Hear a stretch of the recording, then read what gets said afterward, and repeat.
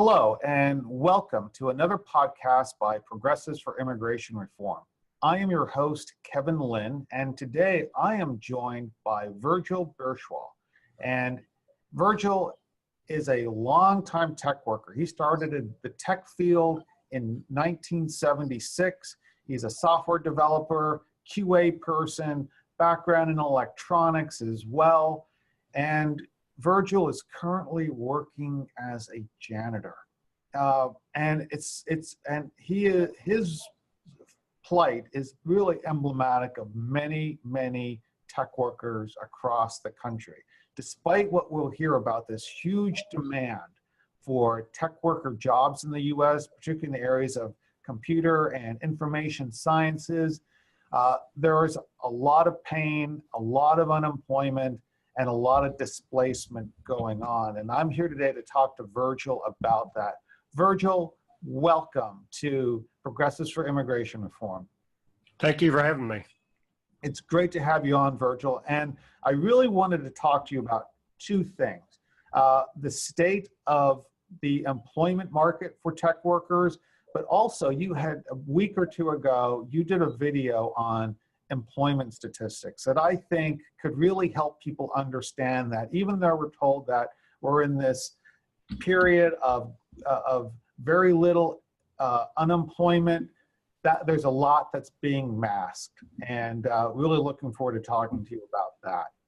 So maybe that's a good place to jump in, Virgil. Let's talk about unemployment. You know, we're told that unemployment is hovering around 4%. What do you disagree with about that, Virgil? Well, unemployment is probably around 3.8 or whatever it is percent if you only count the people that are working or that have been unemployed less than 26 weeks or whatever the U1 to the U6 measures are. However, if you take the long-term people, I've heard from people who have been unemployed for 3 years, 6 years, and they're people with current technology skills. I was unemployed from 2010 to 2016. But if you take those numbers and you go out there and you look at the U6, it's double what the media says the U3 is. In other words, if you go on Fox News right now and they'll tell you unemployment's less than 4%, you can immediately say to them that unemployment is actually 8% if you refer to the U6 measure. And because U6, for instance, as a janitor, you are underemployed. Yet because you have a job, whether it's full-time, part-time, working well below your prior earning capabilities, you're considered employed, correct? But according to the Bureau of Labor and Statistics. By them, yes, but by me, no. Right. And then also, there are a lot of people that have simply given up looking. And once you no longer receive unemployment benefits, you're off the rolls. And that's where that U6 comes in, correct? Because they capture that, correct?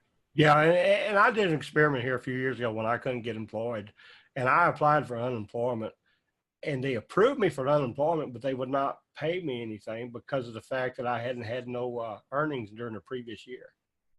So in other words, you can actually apply for unemployment and not receive it, which is something I was not aware of.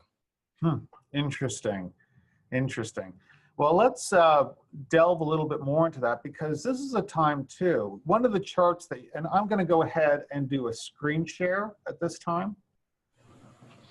And we'll go ahead and share my Safari.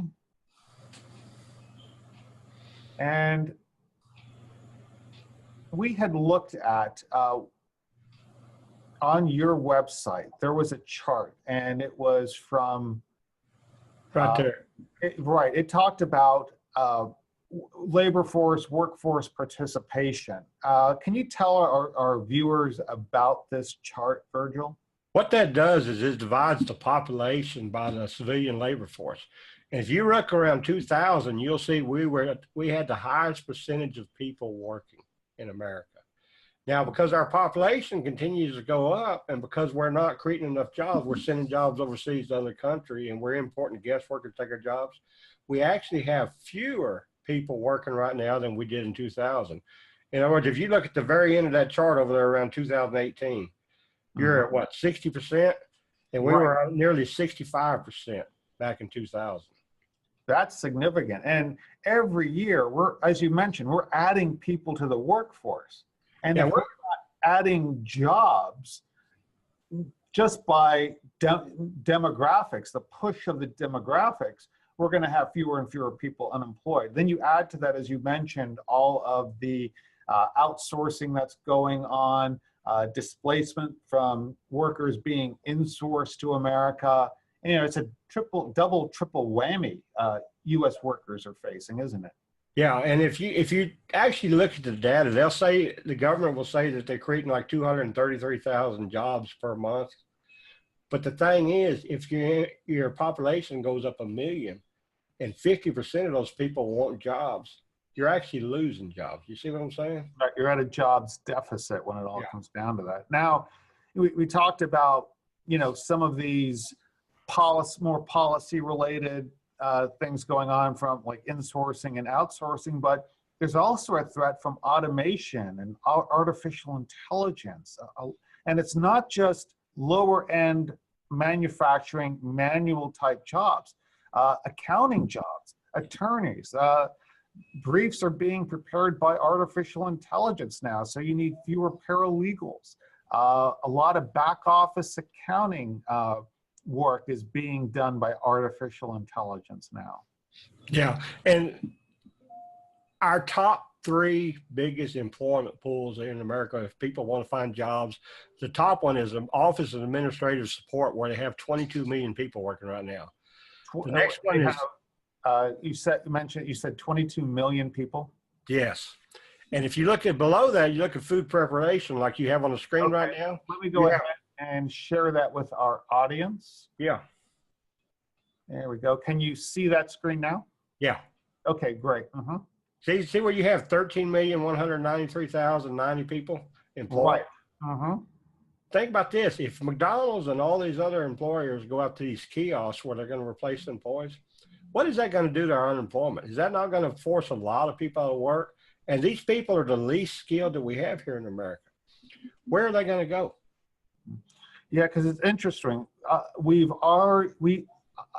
saw that demonstrated too when you ask, where will people go? A friend of mine, he and his wife in Los Angeles, for about 2 months, were desperate to get a woman into an apartment, her and her child. She had worked in a call center, and when that job was outsourced, they had no place to go. She's living out of an automobile with a child. It's pretty tragic. Yeah, there's a lot of people.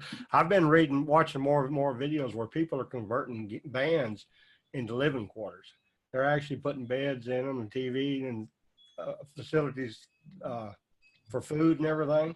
And they're living basically out of the van, traveling around the country. So what happens with a tech worker when they can't find employment? Is it just that, we're told that there's this skills deficit in the U.S. workforce. I don't buy it. When I see companies like Northeast Utilities, SoCal Edison, Disney, big Fortune 5 companies, wholesale firing their IT shops and displacing them with H-1B visa workers, I don't buy it. I mean, these are highly skilled people. What is going on here, Virgil?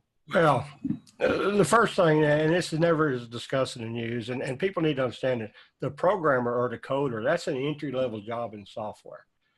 You'll hear the media talk about like that's the end all the jobs. It's not. That's the entry level. And then from there, you go into business analysts and systems analysts, and then you go into project manager, people like myself.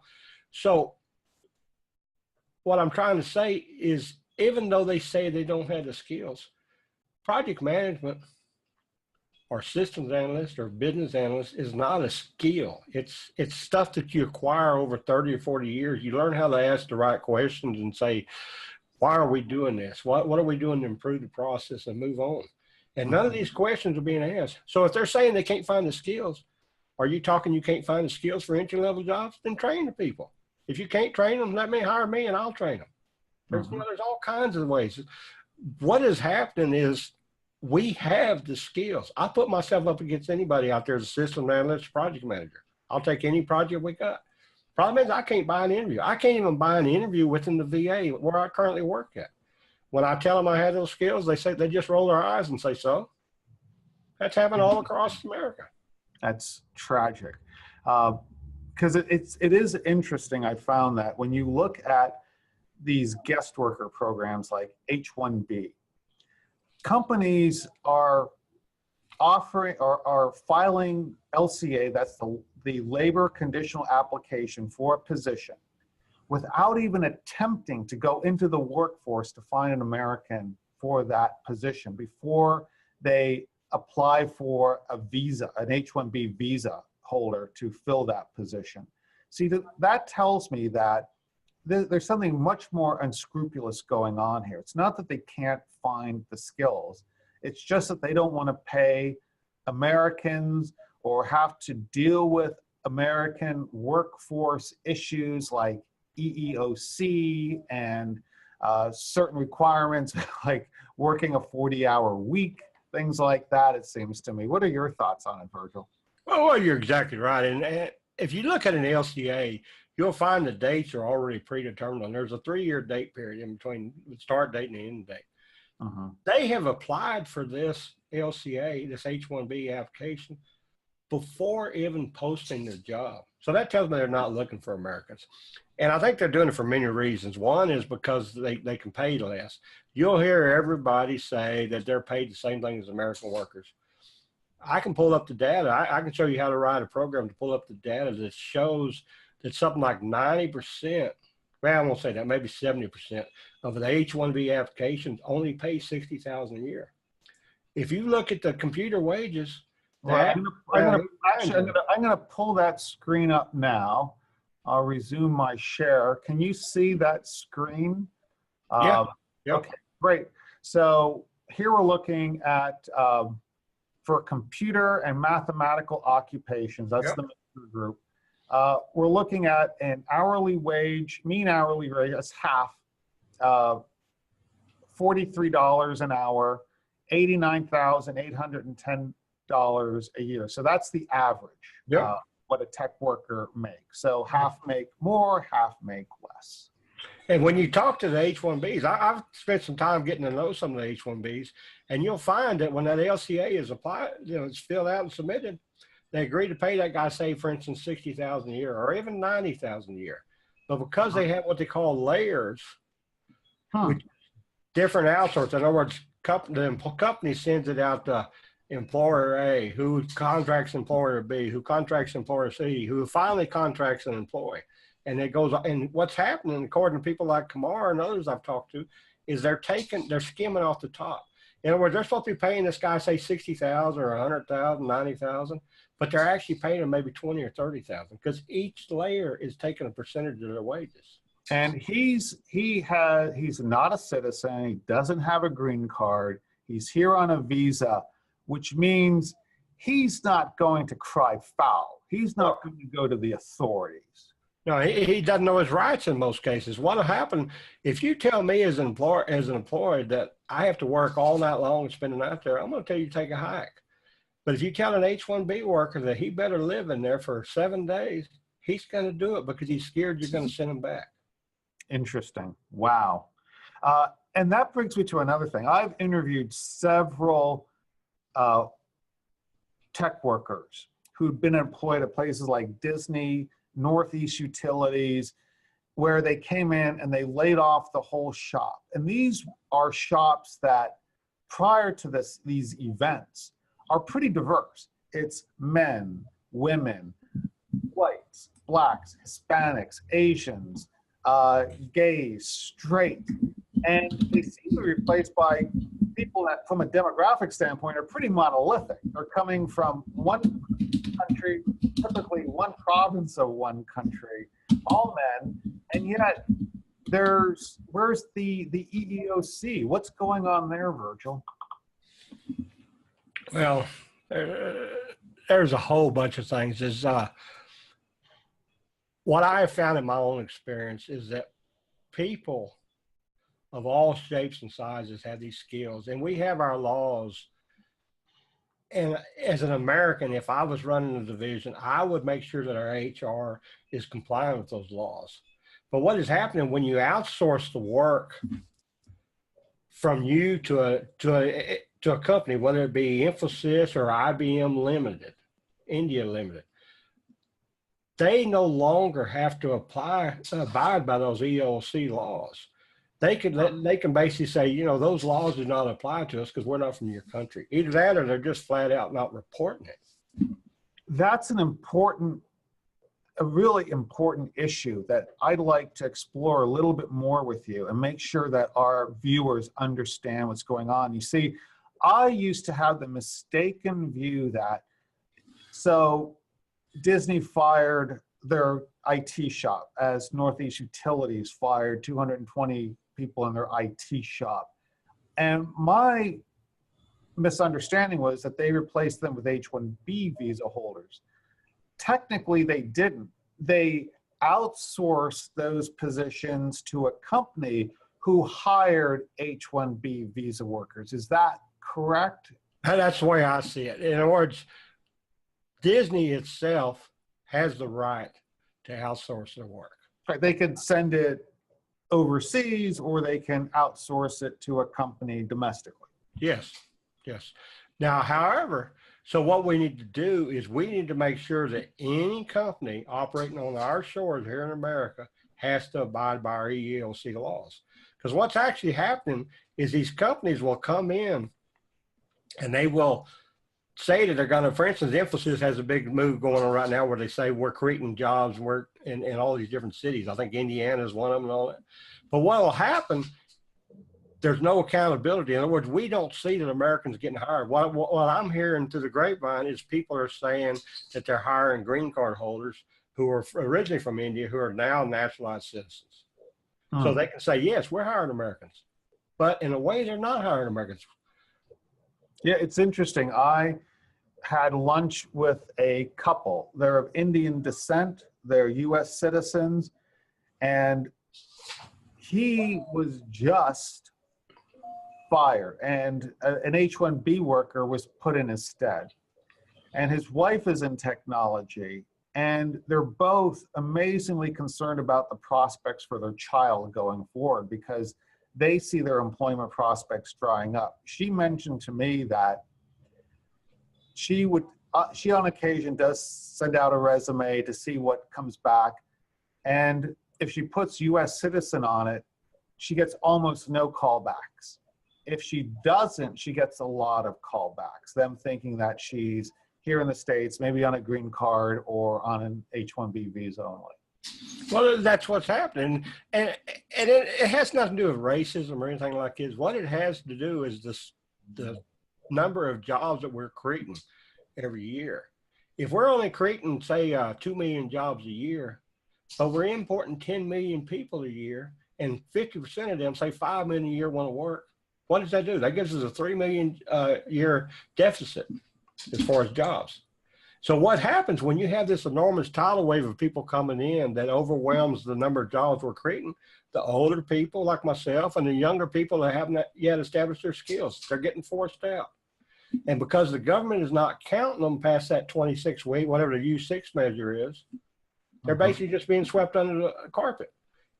And when you try to bring it up to our politicians, they basically say, well, we support immigration. Well, of course we support immigration. We want immigration.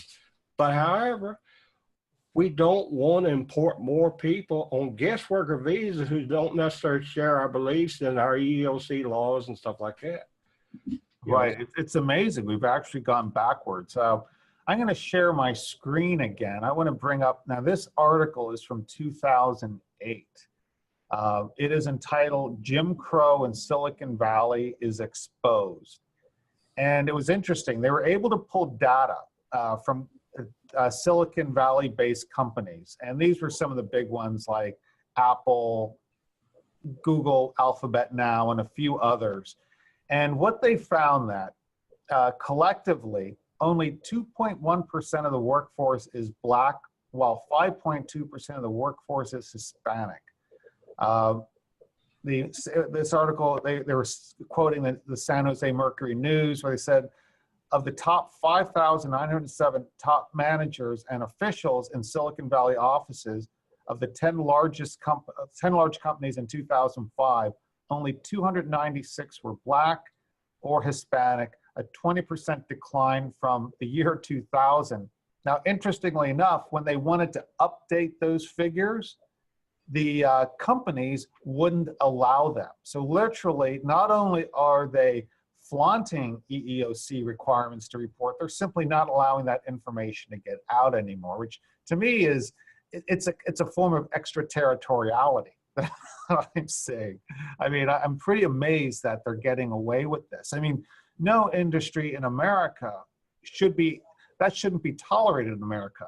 I mean, if workers don't have skills, how about investing? We're seeing a record amount of stock buybacks right now. Companies taking advantage of that ridiculous tax bill that came out recently. It's Trump's tax reform, where they're taking advantage of repatriating this money, and they're not doing it they're not investing in research and development, they're not investing in equipment, and they're not hiring people and paying their people more or investing in their workforce. They're simply buying their stock back and profit taking. It's just tragic to me that this is going on. Well, what's happening here is our silence, the American workers' silence, the ones that have been displaced. It doesn't matter if they're black, yellow, brown, whatever. It doesn't matter. Why? Our silence enables all this. Our politicians are not lighting the fire under these companies like you're talking about here, because they believe the propaganda that unemployment is 3.6% or whatever. That's what the government's telling them, so they believe it. And that stuff continues to happen because of our silence. And what is going to change all that is as we find a way to get more and more people involved. You're going to get people like myself and yourself or whatever, telling the true stories, counting the unemployed, finding a way, and then going to our politicians and say, look, unemployment is wrong. We need to divide the population by the civilian workforce to see how many people, whether we're creating enough jobs. Absolutely. And that's a great segue, Virgil, into, I'm going to share my screen again, and I'm going to bring up your website, actually. Let me go into that one moment. Okay, resume my share, click back to, and we are at Keep America at Work. Now, you've had this site, Virgil, since 2007, correct? Yes. Great. And this is a great place to come for information. I'm glad you've been doing this. You've been in the trenches. You also have a website called Volcano. What's the difference between the two? Well, Keep America at Work is, I basically started to try and fight free trade agreements where we send our jobs offshore, which decreases the number of jobs. And then we import non-immigrant guest worker, which also decreases the job, which is leaving Americans out. But over time, I began to realize that we're sitting on a powder keg. We got the people, we got the DACA stuff, we got the displaced Americans who are not being listened to. We got the H-1Bs like yourself are starting to get forced out and everything. Nobody is listening to any of us. So we're basically creating a volcano. Uh-huh. You know? There's a fellow named Jim Quinn that has a site called, it's an aggregator now of a lot. It started as his own site, and now he's a big aggregator of information, and it's called the Burning Platform. And I think that's appropriate. Oh, yeah. Like the volcano is, and we are. For instance, in much the same way that Progressives for Immigration Reform, we launched USTechWorkers.com as a way to focus on the H-1B visa, OPT issues. We're in the process of creating a site called Doctors Without Jobs, where we're talking about how U.S. doctors are not getting into residency programs. For instance, in 2016, about 800 doctors from U.S. colleges, U.S. medical schools, I'm not talking the Caribbean schools, I'm talking places like Georgetown, graduated they were satisfactory in all their coursework, passed their 3 exams, the LCE exams, and could not get into a residency program at a U.S. teaching college. And that would be one thing. Okay, you know, yes, all the turtles don't make it to the sea. But at the same time, some 3,200 foreign trained physicians got into residency programs at U.S. teaching hospitals. And that's what's happening, and that's happening in every industry. And that's why I keep coming back to the ELC laws. You talk about like that doctor you're talking about, where you spend $200,000 or $300,000 going to school, and you graduated, but you can't practice your profession because you can't get your residency. Why can't you get your residency? Because we have more residents than we have jobs. And what's amazing is, unlike before, let's say when I graduated from high school in 1980, and in that period of time, if I'd have gone to college, gone to medical school, it wasn't, higher education wasn't the racket that it is today. The costs weren't nearly as exorbitant. I mean, you could, all right, get out of college, you know, you'd have, relatively speaking, the student loans you'd be paying back were de minimis.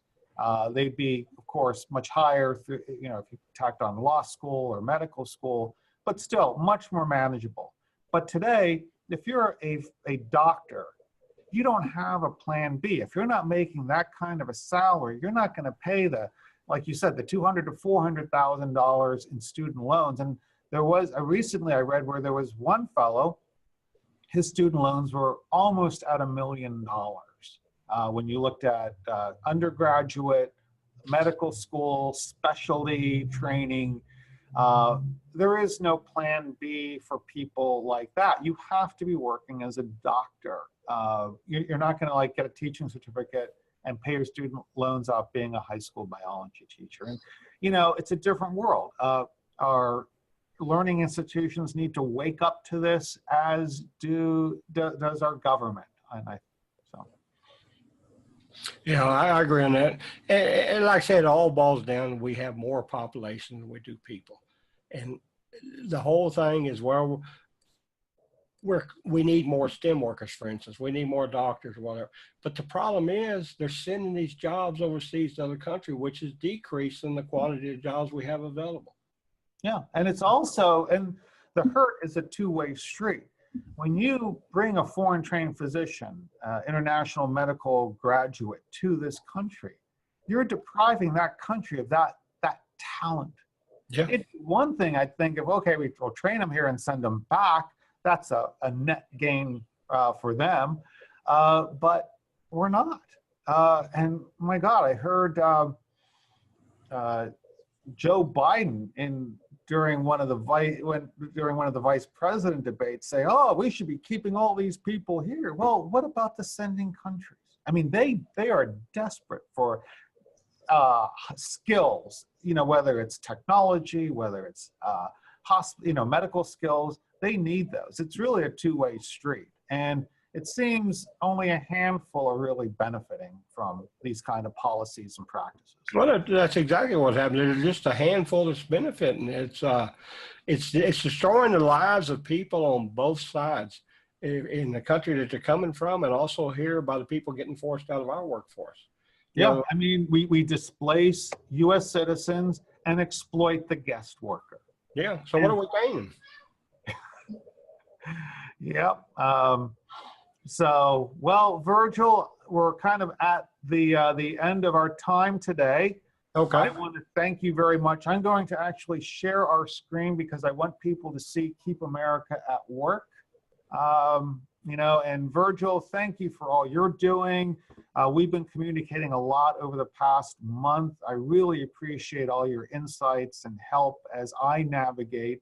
I've really been involved in this issue only for the last couple of years, because when I began, I'm one of the founding members of Progressives for Immigration Reform. And at that time, 11 years ago, we were really focused on the lower skilled, low pay, what we thought were very vulnerable workers.